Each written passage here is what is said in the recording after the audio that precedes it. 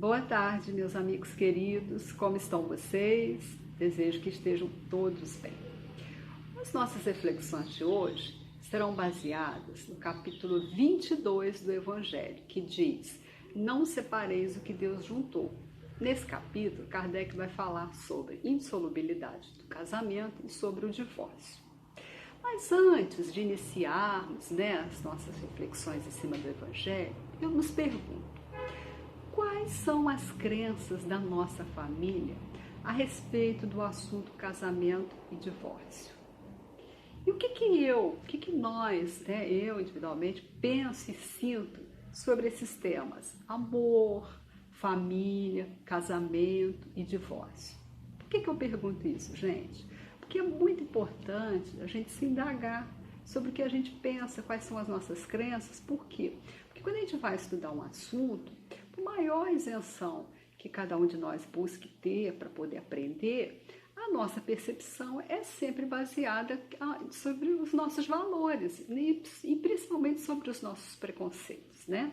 E não é à toa que Jesus perguntou ao doutor da lei lá na passagem do Samaritano, diz assim: o que está escrito na lei? E como leis, né? Nós então precisamos nos questionar para não fazermos como alguns religiosos, que usam o Evangelho como um dogma para ditar normas de comportamento de acordo com seus preconceitos e com as suas conveniências. Não é esse o objetivo do Espiritismo.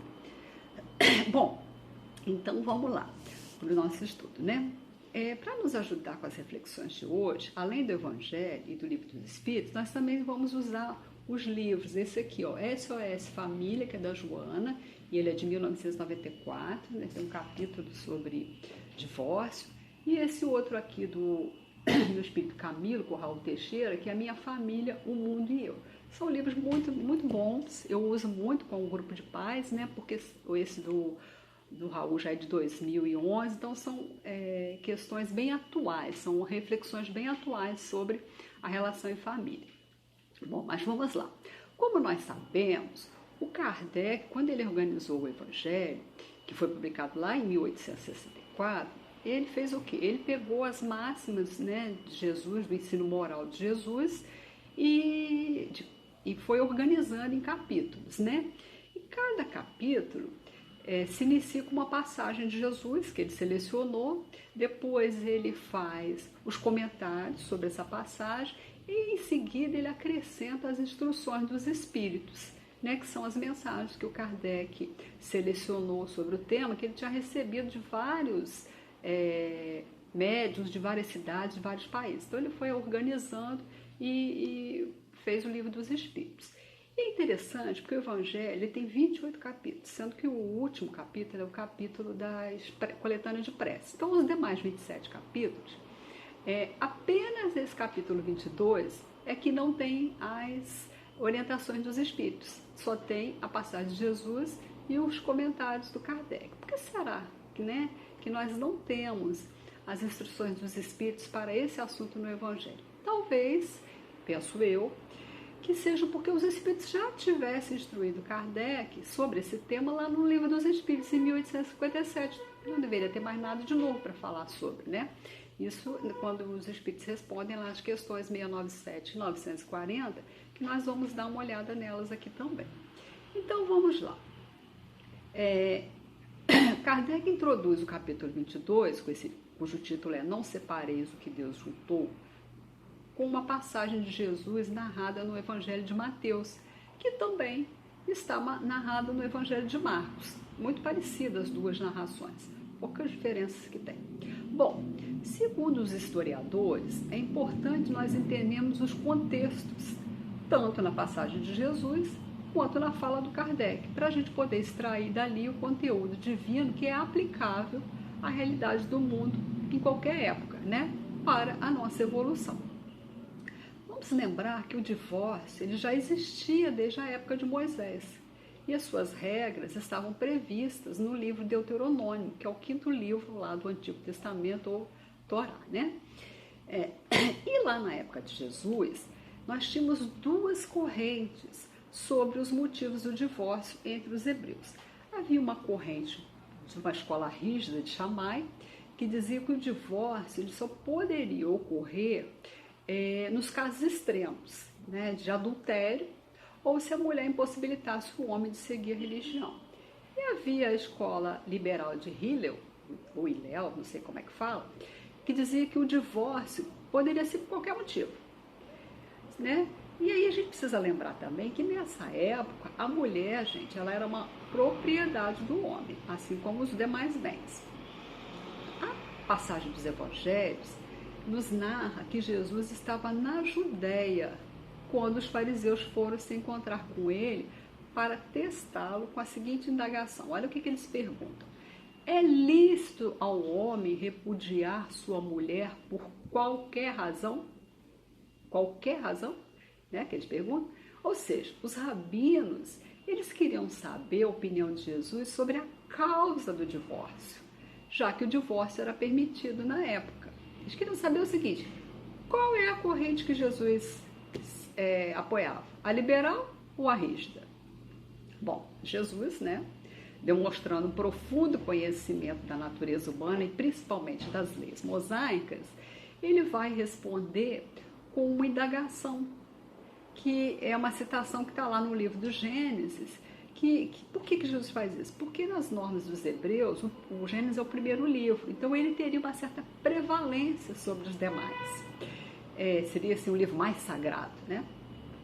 E aí Jesus faz a seguinte indagação, eu não vou ler toda a indagação, mas uma partezinha. Jesus fala assim, não lestes que o homem deixará pai e mãe e se unirá à sua mulher e os dois serão uma única carne? Portanto, o que Deus juntou, não separe o homem.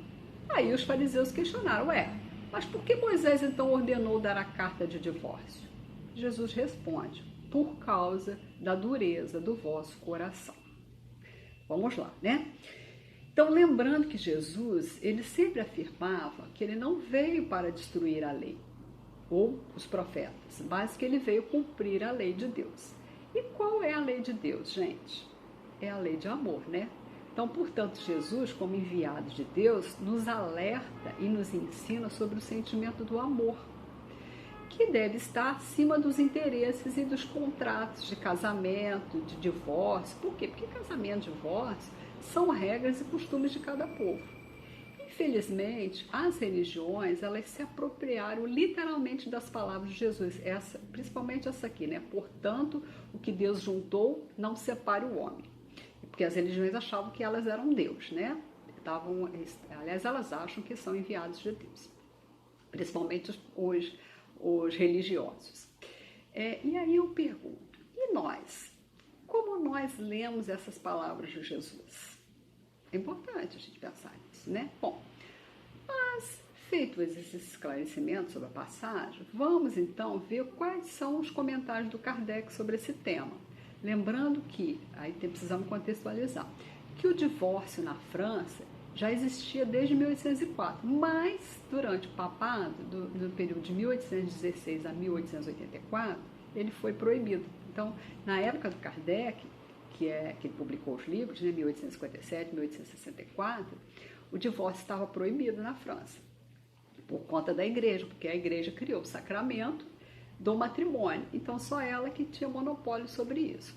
Bom, mas vamos ver o que Kardec fala. Kardec, eu vou ler, tá, gente? Kardec fala assim, imutável só há o que vem de Deus. Tudo que é obra dos homens está sujeito à mudança. É bem claro, né? O divórcio é lei humana, que tem por objeto separar o que de fato já está separado. O divórcio não é contrário à lei de Deus, pois que apenas reforma o que os homens han feito e só é aplicável nos casos em que não se levou em conta a lei divina. Então, gente, o que a gente vê aqui? Que o Kardec não condena o divórcio, apesar do divórcio ser proibido na época dele. Ele não condena o divórcio, ele defende a lei de amor, sendo, claro, coerente com Jesus e com os princípios básicos do Espiritismo, principalmente da imortalidade da alma e da pluralidade das existências para o progresso humano. E aí, por quê? Porque a gente lembra, né, que a vida em família é uma abençoada oportunidade para o nosso progresso e o aprendizado do amor. E para entendermos então um pouco melhor a opinião de Kardec, vamos ver quais foram as orientações que os Espíritos tinham dado para ele lá no Livro dos Espíritos. Eu trouxe aqui só 2 questões, mas vocês podem se aprofundar lá nessa parte. A questão 697, o Kardec faz a seguinte pergunta para os Espíritos. Pergunta assim: está na lei da natureza ou somente na lei humana a insolubilidade absoluta do casamento? Aí os Espíritos respondem: é uma lei humana, muito contrária à da natureza. Mas os homens podem modificar suas leis. Só as leis da natureza são imutáveis. Né? Então, estão dizendo que o divórcio não tem nada contra o divórcio na lei de Deus. É uma lei humana apenas. E aí eu pergunto, e nós? Nós entendemos que o casamento e o divórcio são leis humanas? Ou ainda estamos no fanatismo religioso de impor nossas crenças e preconceitos? Bom, questão 940. O Kardec pergunta assim: não constitui igualmente fonte de dissabores, tanto mais amargos quanto envenenam toda a existência, a falta de simpatia entre seres destinados a viver juntos? Os Espíritos respondem: amarguíssimos com efeito. Essa, porém, é uma das infelicidades de que sois, as mais das vezes, a causa principal. Em primeiro lugar, o erro é das vossas leis. Julgas, porventura, que Deus te constranja a permanecer junto dos que te desagradam? Depois, nessas uniões, ordinariamente buscais a satisfação do orgulho e da ambição, mais do que a ventura de uma afeição mútua. Sofreis, então, as consequências dos vossos prejuízos. Né? Os Espíritos são bem claros. Ou seja, o que eles estão dizendo para a gente? Viver algemado a alguém é pura infelicidade. E ninguém está fadado a viver uma relação de desamor. Por isso, os Espíritos não condenam o divórcio. E nós também lembramos que o Espiritismo nos traz os conceitos de livre-arbítrio e também da responsabilidade nossa através da lei de causa e efeito. E aí, para complementar as nossas reflexões de hoje, entendemos melhor, né, por que o Espiritismo não condena, mas também não banaliza o divórcio, vamos ver o que a Joana fala para a gente lá no capítulo 6 do livro SOS Família, que é um capítulo todinho do tema divórcio. Eu vou começar a ler os trechinhos e a gente vai comentando rapidamente, apesar de que esse livro da Joana é um livro bem simples, a linguagem é bem fácil, bem acessível. Então, Joana começa assim: na sua generalidade, o matrimônio é laboratório de reajustamentos emocionais e oficina de reparação moral, através dos quais espíritos comprometidos se unem para elevados cometimentos no ministério familiar. O que a Joana está falando para a gente, né? Nós nascemos num planeta de provas e expiações para a gente aprender a amar e a evoluir. E o casamento é uma grande oportunidade para isso, né? Só que como somos espíritos imperfeitos e ainda em reajuste, a maioria dos casamentos do planeta são o quê? Provacionais, né? Embora a gente fique aí sonhando com casamento de afins, mas são poucos os casamentos por afinidade, realmente. A maioria é de provas. Bom, Joana continua falando assim: atraídos por necessidades redentoras, mas despreparados para elas, os membros do programa afetivo não poucas vezes descobrem de imediato a impossibilidade de continuarem juntos. Não é isso que a gente vê? Casam felizes, né? Animadíssimos, depois de um tempo a coisa começa a desandar. Por que, gente, que isso acontece? Porque, assim, cada um tem o seu planejamento reencarnatório com os seus desafios e as suas limitações a serem trabalhados tanto individualmente como no grupo familiar. E uma relação de casal, ele exige respeito pelos desafios de ambos, suas limitações e os compromissos assumidos. E a gente sabe que isso não é nada fácil para a maioria, né? E aí a Joana continua falando assim: causa preponderante nos desajustes conjugais é o egoísmo, que se concede valores e méritos superlativos em detrimento do parceiro a quem se está vinculado. O casamento é contrato de deveres recíprocos, em que se devem empenhar os contratantes a fim de lograrem um êxito. O que a Joana está falando? Que é preciso cuidado com o nosso egoísmo e também, né, gente, com os nossos complexos de herói, de vítima, de algoz, porque ninguém está aqui para salvar ninguém de nada, né? A relação de casal não é para um salvar o outro, a não ser quando ela é sacrificial, mas aí também são raras, né? O casamento, ele deve ser uma parceria de troca e equilíbrio. Cada um de nós é responsável por 50% da relação. Claro que a gente tem que fazer 100% da nossa parte, mas a gente só dá conta de 50%, o outro 50% é do outro. Então, cada um tem que fazer a sua parte. Ninguém tem que carregar o peso sozinho o tempo todo e nem pensar que é o único responsável por tudo, né? O outro não pode ser responsável pela minha parte. É necessário nos autoavaliarmos e nos responsabilizarmos pelas nossas atitudes. E Joana continua. O divórcio é, em consequência, solução legal para o que moralmente já se encontra separado. Evidente que tal situação é sempre meritória, por evitar atitudes mais infelizes que culminam em agravamento de conduta para os implicados na trama dos reajustamentos que não se evadirão. Não é isso? A gente vê que alguns casamentos, as pessoas, em vez de se separar, ficam ali algemadas e depois criam um ódio tão grande que chega a acontecer até assassinato, né? Então, o que a Joana está dizendo para a gente? Que nem sempre nós vamos dar conta de resolver tudo numa única encarnação. E aí, se não for possível viver juntos, em harmonia, então é melhor nos separarmos, né? Antes que o ódio se instale, cause aí mais prejuízos a todos os envolvidos. É importante a gente manter o equilíbrio e não criar mais emaranhado para os integrantes da família. Então é melhor a gente se afastar se a gente não dá conta. Ou se o outro não dá conta, né? Mas, no entanto, a Joana fala assim: não te precipites através de soluções que às vezes complicam as situações. Não te apegues ao outro, porém, até a consumação da desgraça.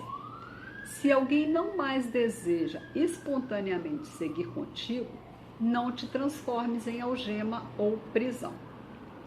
Cada ser ruma pela rota que melhor lhe apraz e vive conforme lhe convém.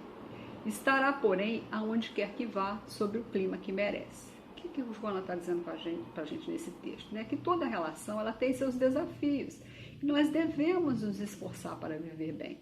Sim, não devemos decidir pela separação levianamente, de forma precipitada, mas também é necessário reconhecermos e respeitarmos os limites de cada um. Isso por quê?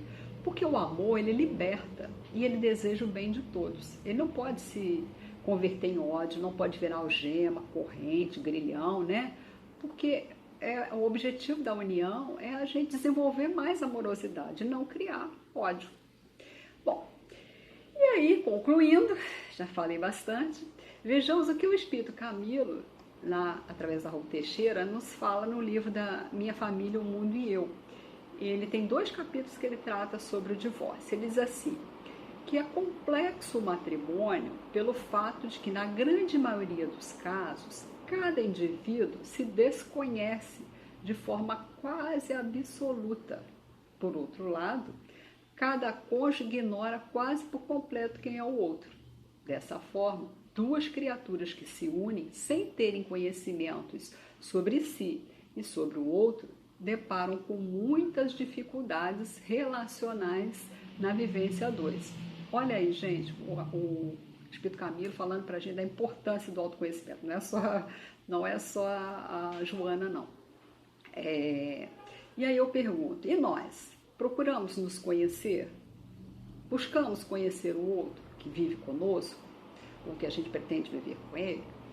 E a gente precisa aqui ter atenção com algumas coisas. Primeiro, com as projeções e as fantasias de almas gêmeas, príncipes encantados, felizes para sempre, essas coisas dos contos de fada, que a gente sabe que no mundo real não é bem assim, né? E parar de projetar no outro, porque o outro não está aqui para resolver as minhas questões. Eu preciso ser feliz e ir ao encontro do outro para somar, e não para que o outro me preencha, e vice-versa, né? Outra coisa que a gente precisa ter muita atenção são com as relações de poder, com a dependência emocional e com o apego. Por quê? Porque essas coisas não permitem o desenvolvimento do amor. O poder, como Jung já dizia, onde tem poder não tem amor, o amor sai fora. Não dá para conviver poder e amor na mesma relação. Dependência emocional e apego é doença, precisa ser tratada, né? Precisa ser olhada e tratada. Por que, gente, que a gente está falando isso? Porque nós somos espíritos imortais.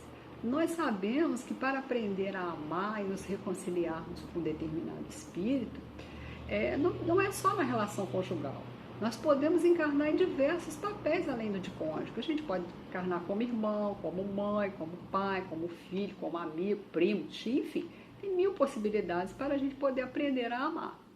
E conforme Jesus nos lembra, o sentimento do amor é que deve estar sempre acima de qualquer interesse, de qualquer rito, de qualquer outra coisa, né? Também é importante lembrar que o relacionamento íntimo, ele cria vínculos, portanto, ele exige responsabilidade de ambos. Não é brincar de casinha, né?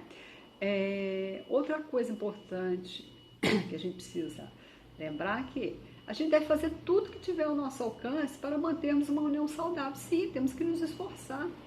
Mas, se não for mais possível manter a relação de casal com amor, a separação deve ser feita com respeito. Por quê? Porque aquilo que ainda não for possível de ser resolvido nessa vida, vai ser retomado em vidas futuras, de outras formas, em outros papéis. Mas então o objetivo não é criar animosidade entre nós. As uniões não servem para que a gente se odeie ou fique indiferente, mas para que a gente crie relações de amizade e de amor. E eu gosto muito de trazer, quando a gente fala desse assunto, aquela metáfora do jogo de basquete ou de vôlei. Vocês já perceberam que quando os ânimos ficam muito exaltados, né, os jogadores começam a se desentender, a errar muito, o que o técnico faz? Ele pede um tempo. Para que ele pede esse tempo? Para acalmar os jogadores, ele dá novas instruções, substitui algum jogador que vai lá para o banco, que às vezes não pode continuar jogando aquela partida, ou talvez até volte no final da partida. E aí o jogo continua. É mais ou menos assim nas nossas relações de casal, que a gente tem essa opção de sair do jogo. Claro, gente, que o objetivo de uma relação de casal, ou de qualquer relação, né, é a reconciliação e o cultivo do amor. Mas às vezes nós ainda não damos conta, ou então é o outro que não dá conta enquanto casal. Então é importante respeitar os limites para não criarmos mais emaranhados. Aí nesse caso é separar com respeito e, se for preciso, a gente continua numa próxima vida. Bom, encerrando, eu gostaria que durante essa semana a gente refletisse sobre uma mensagem do Khalil Gibran lá no livro Profeta, que ele fala assim: amai-vos uns ao outro, amai-vos um ao outro, mas não façais do amor uma prisão. Então, amai-vos um ao outro, mas não façais do amor uma prisão. Bom, eu fico por aqui, espero que tenha sido bem proveitosas as nossas reflexões. Beijos carinhosos nos corações de todos, boa semana e que possamos nos reencontrar em breve.